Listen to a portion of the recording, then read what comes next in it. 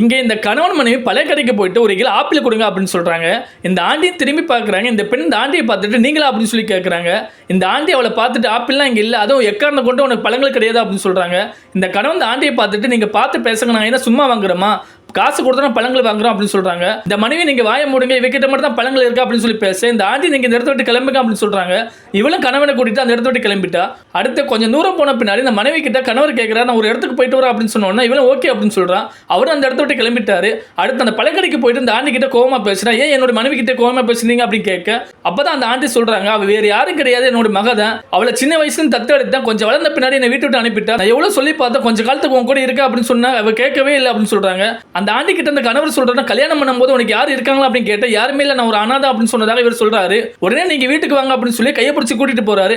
அங்க போன உடனே இவளோட மனைவி அந்த ஆண்டியை பார்த்துட்டு ஏன் இவளை கூட்டிட்டு வந்தீங்க அப்படின்னு கேட்கிறா. இவளுடைய கணவர் சொல்றா, அவங்க வீட்டுல நீ இருந்து கேட்டு இவளை ஏன் கூட்டிட்டு வந்து கேட்கறியா அப்படின்னு சொல்லி, நீ என்கிட்ட இந்த விஷயத்தை மறைச்சிட்டா அப்படின்னு சொல்லி சொல்றான். இந்த மனைவி சொல்றா, இவங்களை வீட்டு விட்டு அனுப்புறியா இல்லை அப்படின்னு சொல்லி மறுபடியும் சொல்ல இவளுடைய கணவர் சொல்றா, இவளை வீட்டை விட்டு நான் அனுப்ப மாட்டேன், இஷ்டம் தான், நீ வீட்டை விட்டு வெளியில போ அப்படின்னு சொல்லி கையை பிடிச்சிட்டு வெளியில கூட்டிட்டு போறான்.